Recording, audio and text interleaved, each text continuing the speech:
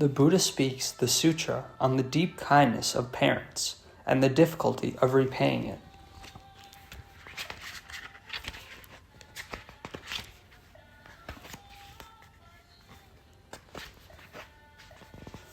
Verse for opening a sutra. The unsurpassed, profound, and wonderful Dharma is difficult to encounter in hundreds of millions of eons. I now see and hear it, receive and uphold it, and I vow to fathom the Tathagata's true meaning. The Buddha speaks the sutra on the deep kindness of parents and the difficulty of repaying it. Translated into Chinese on imperial decree by the Tripitaka master Kumarajiva from the kingdom of Kucha. English translation by the Buddhist Text Translation Society. Thus, I have heard. At one time the Buddha was at Sravasti in the Jeddah Grove, in the garden of the benefactor of orphans and the solitary, together with a gathering of great bhikshus, 1,250 in all, and with bodhisattvas, mahasattvas, 38,000 in all. At that time, the world-honored one led the great assembly on a walk toward the south. Suddenly they came upon a pile of bones beside the road. The world-honored one turned to face them, placed his 5 limbs on the ground, and bowed respectfully. Ananda put his palms together and asked, "World-honored one, the Tathagata is the great teacher of the 3 realms and the compassionate father of beings of the 4 kinds of births. He has the respect and reverence of the entire assembly. What is the reason that he now bows to a pile of skeletons?" The Buddha told Ananda, "Although all of you are my foremost disciples and have been members of the Sangha for a long time, your understanding is not yet profound. This pile of bones could have belonged to my ancestors from former lives. They could have been my parents in many lives of the past. For this reason, I now bow to them." The Buddha told Ananda, "These bones we are looking at can be divided into 2 groups. One group is composed of the bones of men, which are heavy and white in color. The other group is composed of the bones of women, which are light and black in color." Ananda said to the Buddha, "World-honored one, when men are alive in the world, they adorn their bodies with robes, belts, shoes, hats, and other fine attire so that they clearly assume a male appearance. When women are alive, they put on cosmetics, perfumes, powders, and elegant fragrances to adorn their bodies so that they clearly assume a female appearance. Yet, once men and women die, all that is left are their bones. How does one tell them apart? Please teach us how you are able to distinguish them."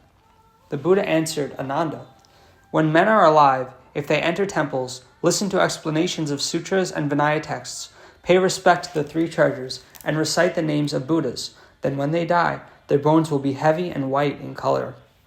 Most worldly women have little wisdom and are saturated with emotion. They bear and raise children, feeling that this is their duty. Each child relies on its mother's milk for life and nourishment, and that milk is a transformation of the mother's blood. Each child drinks 1,200 gallons of their mother's milk. Because of this drain on her body, the mother becomes worn and haggard, and so her bones turn black in color and are light in weight." When Ananda heard these words, he felt a pain in his heart, as if he had been stabbed. He wept silently. He said to the world-honored one, "How can one repay the kindness and virtue of one's mother?" The Buddha told Ananda, "Listen attentively. I will explain it to you in detail. The fetus grows in its mother's womb for 10 lunar months. What bitterness she undergoes while it dwells there. In the first month of pregnancy, the life of the fetus is as precarious as a dewdrop on grass. It may not last from morning to evening, but will evaporate by midday. During the 2nd month, the embryo congeals like curds. In the 3rd month, it is like coagulated blood. During the 4th month of pregnancy, the fetus slightly begins to assume a human's form. During the 5th month in the womb, the child's 5 limbs, 2 legs, 2 arms, and a head start to take shape. In the 6th lunar month of pregnancy, the child begins to develop the essence of the 6 sense faculties, the eyes, ears, nose, tongue, body, and mind. During the 7th month, the 360 bones and joints are formed, and the 84,000 hair pores are also complete.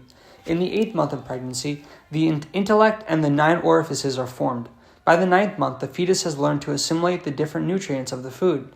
For example, it can assimilate the essence of peaches, pears, certain plant roots, and the 5 kinds of grains. Inside the mother's body, the solid internal organs hang downward, while the hollow internal organs spiral upward.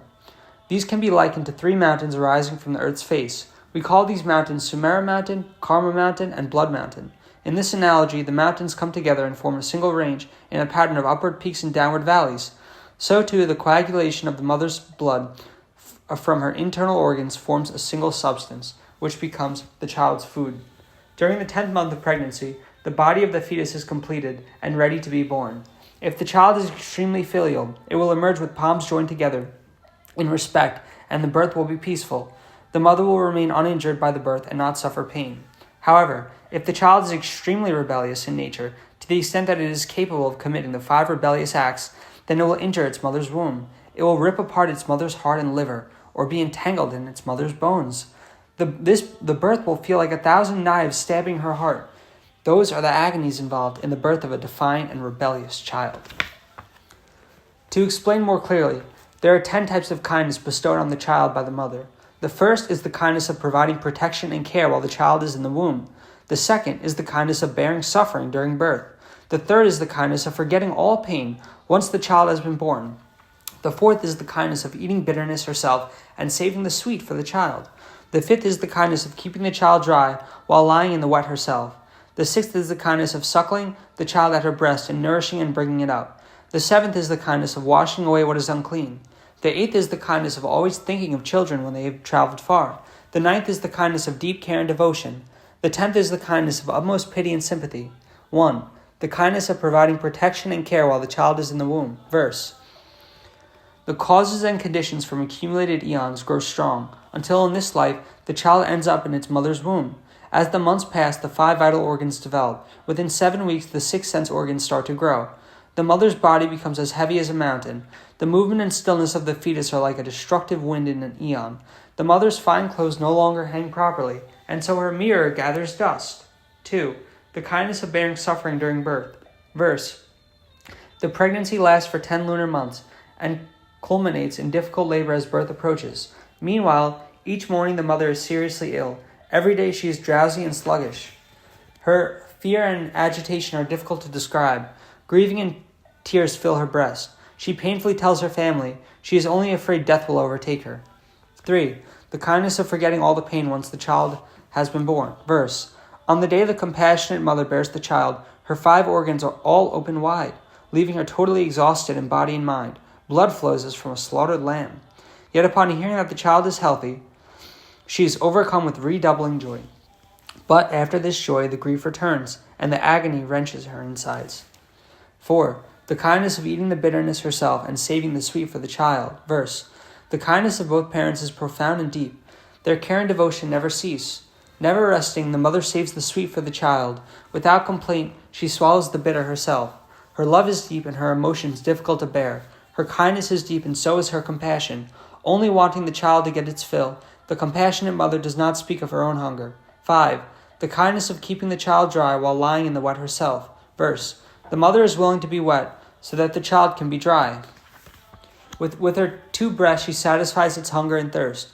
Covering it with her sleeve, she protects it from the wind and cold. In kindness, her head rarely rests on a pillow, and yet she does this happily. So long as the child is comfortable, the kind mother seeks no solace for herself. 6. The kindness of suckling the child at her breast and nourishing and bringing up the child. Verse. A kind mother is like the great earth. A stern father is like the encompassing heaven. One covers from above, the other supports from below. The kindness of a father and mother is like this. They know no hatred or anger toward their offspring. They are not displeased even if the child is born crippled. After the mother carries the child in her womb and gives birth to it, the parents care for and protect it together till the end of their days. 7. The kindness of washing away what is unclean. Verse. Originally, she had a pretty face and a beautiful body. Her spirit was strong and vibrant, her eyebrows like fresh green willows. Her complexion would have put a red rose to shame. But her kindness is so deep she would forego a beautiful face. Although washing away filth injures her constitution, the kind mother solely acts for the sake of her sons and daughters, willingly allowing her beauty to fade. 8. The kindness of always thinking of children when they have traveled far. Verse. The death of loved ones is difficult to endure, and separation is also painful. When the child travels afar, the mother worries in her village. From morning till night, her heart is with her child. 1,000 tears fall from her eyes, like a monkey weeping silently in love for her child. Bit by bit, her heart is broken. 9. The kindness of deep care and devotion. Verse. How heavy is the kindness of parents! Their kindness is deep, difficult to repay. Willingly they undergo suffering on their child's behalf. If the child toils, the parents are not at ease. If they hear that he has traveled afar, they worry at night he will have to lie in the cold. Even a moment's pain suffered by their sons or daughters will cause the parents sustained distress. 10. The kindness of utmost pity and sympathy. Verse. The kindness of parents is profound. Their tender concern never ceases. The moment they awake, their thoughts are with their children. Whether their children are near or far away, the parents think of them often. Even if a mother lives for 100 years, she will constantly worry about her 80-year-old child. Do you wish to know when such kindness and love ends? It doesn't even begin to dissipate until her life is over. The Buddha told Ananda, when I contemplate living beings, I see that, although they are born as human beings, they are foolish and dull in their thoughts and actions. They do not consider their parents' great kindness and virtue. They are disrespectful, turning their backs on kindness and what is right. They lack humaneness and are neither filial nor compliant. For the 10 months that the mother is pregnant, she feels discomfort each time she rises, as if she were lifting a heavy burden. Like a chronic invalid, she is unable to keep her food and drink down. When 10 months have passed and the time comes for conception, she undergoes all kinds of pain and suffering so that the child can be born. She is afraid of her own mortality, like a pig or lamb waiting to be slaughtered. Then the blood flows all over the ground. These are the sufferings she undergoes. Once the child is born, she saves what is sweet for him and swallows what is bitter herself.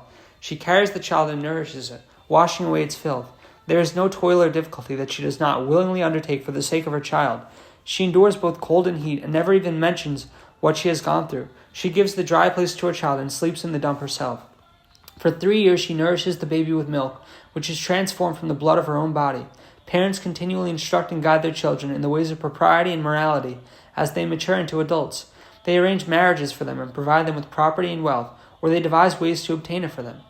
They take this responsibility and trouble upon themselves with tremendous zeal and toil, never speaking about their care and kindness. When a son or daughter becomes ill, parents are worried to the point that they may even grow ill themselves.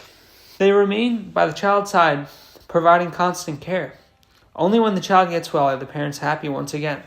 In this way, they care for and raise their children with the sustained hope that their offspring will soon grow to be mature adults. How sad that all too often the children are unfilial in return. In speaking with relatives whom they should honor, the children display no compliance. When they ought to be polite, they have no manners. They glare at those whom they should venerate and insult their uncles and aunts. They scold their siblings and destroy any familial sentiments that might have existed among them. Children like this have no respect or sense of propriety. Children may be well taught, but if they are unfilial, they will not heed instructions or obey the rules. Rarely will they rely upon the guidance of their parents. They are contrary when interacting with their brothers. They come and go from home without ever reporting to their parents. Their speech and actions are arrogant, and they act on impulse without consulting others. Such children ignore the admonishments and punishments set down by their parents and pay no regard to their uncles' warnings. Yet at the same time, they are immature and always need to be looked after and protected by their elders. As such children grow up, they become more and more obstinate and uncontrollable. They are entirely ungrateful and totally contrary.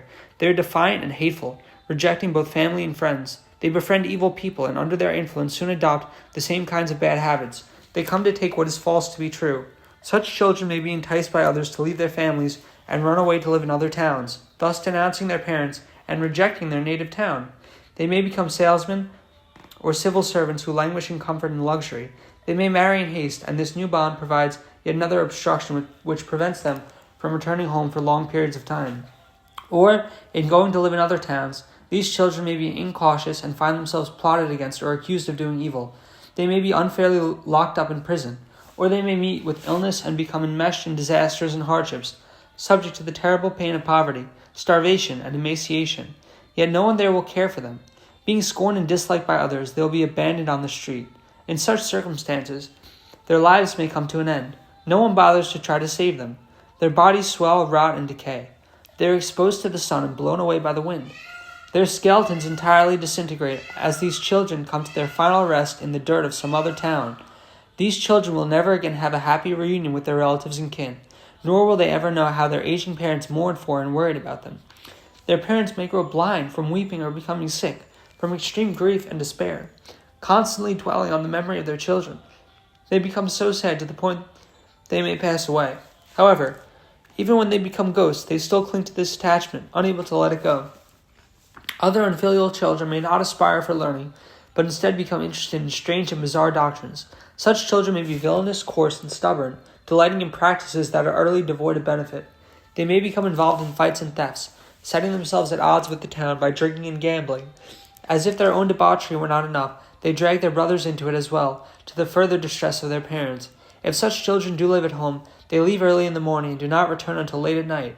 Never do they ask about the welfare of their parents or make sure that they do not suffer from heat or cold. They do not inquire after their parents' well-being in the morning or the evening, not even on the 1st and 15th of the lunar month. In fact, it never occurs to these unfilial children to ever ask whether their parents have slept comfortably or rested peacefully. Such children are simply not concerned in the least about their parents' well-being. When the parents of such children grow old, and their appearance becomes more and more emaciated, they are made to feel ashamed to be seen in public and are subjected to abuse and oppression. Such unfilial children may end up with a father who is a widower or a mother who is a widow. The solitary parents are left alone in empty houses, feeling like guests in their own homes. They may endure cold and hunger, but no one takes heed of their plight. They may weep incessantly from morning to night, sighing and lamenting. It is only right that children provide aging parents with food and drink of delicious flavors, but irresponsible children are sure to overlook their duties. If they do attempt to help their parents out in any way, they feel embarrassed and are afraid people will laugh at them. Yet such offspring may lavish wealth and food on their own wives and children, disregarding the toil and weariness involved in doing so. Other unfilial offspring may be so intimidated by their wives that they go along with all of their wishes, but when appealed to by their parents and elders, they ignore them and are totally unfazed by their pleas. It may be the case that daughters were filial to their parents before their own marriages, but that they become progressively rebellious after they marry. This situation may be so extreme that if their parents show even the slightest sign of displeasure, the daughters become hateful and vengeful toward them. Yet they bear their husbands' scolding and beatings with sweet tempers, even though their spouses are outsiders with other surnames and family ties. The emotional bonds between such couples are deeply entangled, and yet those daughters hold their parents at a distance. They may follow their husbands and move to other towns, leaving their parents behind entirely. They do not long for them and simply cut off all communication with them. When the parents continue to hear no word from their daughters, they feel incessant worry. They become so fraught with sorrow that it is as if they were suspended upside down. Their every thought is of seeing their children, just as one who is thirsty longs for something to drink. Their kind thoughts for their offspring never cease. The virtue and kindness of one's parents is boundless and immeasurable. If one has made the mistake of being unfilial, how difficult it is to repay that kindness. At that time, upon hearing the Buddha speak about the depth of the kindness of one's parents, everyone in the great assembly threw themselves on the ground and began beating their breasts and striking themselves until all their hair pores flowed with blood. Some fell unconscious to the ground, while others stamped their feet in grief. It was a long time before they could control themselves. With loud voices they lamented, "Such suffering! What suffering! How painful! How painful! We are all offenders, who have never awakened, like those who travel in a dark night. We've just now understood our offenses, and our very insides are torn to bits. We only hope that the world-honored one will take pity on us and save us. Please tell us how we can repay the deep kindness of our parents." At that time, the Tathagata used 8 kinds of profoundly deep Brahma's voices to speak to the assembly. All of you should know this. I will now explain to you the various aspects of this matter. Suppose there is a person who carried his father on his left shoulder and his mother on his right shoulder until his bones were ground to powder by their weight as they bore through to the marrow. If that person were to circumambulate Sumeru Mountain for 100,000 eons until the blood that flowed out from his feet covered his ankles, that person would still not have repaid the deep kindness of his parents. Even if he were to swallow molten iron pellets, doing so for hundreds of thousands of eons until his body was burnt and ruined, he still would not have repaid the deep kindness of his parents. Suppose there was a person who sliced the flesh off his own body to feed his parents during the period of an eon fraught with famine and starvation. If that person did this as many times as there are particles of dust as he passed through hundreds of thousands of eons, that person still would not have repaid the deep kindness of his parents. Suppose there was a person who took a sharp knife and cut out his eyes and made an offering of them to the Tathagatas for the sake of his parents. If that person continued to do that for hundreds of thousands of eons, that person still would not have repaid the deep kindness of his parents. Suppose there was a person who, for the sake of his father and mother, used a sharp knife to cut out his hardened liver so that the blood flowed and covered the ground. If he continued in this way to do this for hundreds of thousands of eons, never once complaining about the pain, that person still would not have repaid the deep kindness of his parents. Suppose there was a person who, for the sake of his parents, took 100,000 swords and stabbed his body with them all at once, so that they entered one side and came out the other. If he continued in this way to do this for hundreds of thousands of eons, that person still would not have repaid the deep kindness of his parents. Suppose there was a person who, for the sake of his parents, beat his bones down to the marrow, continued in this way to do this for hundreds of thousands of eons, that person still would not have repaid the deep kindness of his parents. Suppose there was a person who, for the sake of his parents, swallowed molten iron pellets and continued in this way to do this for hundreds of thousands of eons. That person, even entirely scorched and decomposed, still would not have repaid the deep kindness of his parents. At that time, upon hearing the Buddha speak about the kindness and virtue of one's parents, everyone in the great assembly wept sorrowfully and felt a searing pain in their hearts. After reflecting thoroughly, they could not come up with a way to repay it. Feeling a sense of shame, they addressed the Tathagata in unison. World-honored one, we are the worst offenders. How can we repay the deep kindness of our parents? The Buddha told the disciples, if you wish to repay their kindness, then write out this sutra on behalf of your parents. Read and recite this sutra on their behalf. Repent of transgressions and offenses on their behalf. For your parents, make offerings to the three treasures. For your parents, uphold the precepts of pure eating. For your parents, practice giving and cultivate blessings. If you are able to do these things, you are being a filial child. If you do not do these things, you are a person destined for the hells. The Buddha told Ananda, if a person is not filial, when his life ends and his body decays, he will fall into the relentless Avicii hell. This great hell is 80,000 yojanas in circumference and is surrounded on all four sides by iron walls. Above it is covered by nets. The ground is also made of iron. A mass of fire burns fiercely, while thunder roars and bright bolts of lightning set things afire. Molten brass and iron fluids are poured over the offenders' bodies. Brass dogs and iron snakes constantly spew out fire. Smoke burns the offenders, broiling their flesh and fat to a pulp. Oh, such suffering! Difficult to take, difficult to bear. There are poles, hooks, spears, lances, iron halberds, iron chains, iron hammers, and iron awls. Wheels of iron knives rain down from the air, and offenders are chopped, hacked, or stabbed. They undergo these cruel punishments for eons without respite. They then enter the remaining hells, where their heads are capped with fiery basins. Iron wheels roll over their bodies, passing both horizontally and vertically, until their guts are ripped open. Their scorched bones and flesh are squashed to a pulp. Within a single day, they experience myriad births and deaths. Such sufferings are a result of committing the 5 rebellious acts and of being unfilial when one was alive. At that time, upon hearing the Buddha speak about the kindness and virtue of their parents, everyone in the great assembly wept sorrowfully and addressed the Tathagata. On this day, how can we repay the deep kindness of our parents? The Buddha said, disciples of the Buddha, if you wish to repay their kindness, then print this sutra for the sake of your parents. This is truly repaying their kindness. If one can print 1 copy, then one will get to see 1 Buddha. If one can print 10 copies, then one will get to see 10 Buddhas. If one can print 100 copies, then one will get to see 100 Buddhas. If one can print 1,000 copies, then one will get to see 1,000 Buddhas. If one can print 10,000 copies, then one will get to see 10,000 Buddhas. This is the power derived when good people print sutras. All Buddhas will forever protect such people with their kindness. They can immediately cause the parents of such people to be reborn in the heavens, enjoy all kinds of happiness, and leave behind the sufferings of the hells. At that time, Ananda and the rest of the great assembly, the Asuras, Garudas, Kinnaras, Maharagas, people, non-people, and others, as well as the gods, dragons, yakshas, Gandharas, wheel-turning sage kings, and all the lesser kings, felt the hairs on their bodies stand on end when they heard what the Buddha had said. They wept grievously and were unable to stop themselves. Each one of them made a vow, saying, from now until the exhaustion of the bounds of the future, all of us would rather that our bodies be pulverized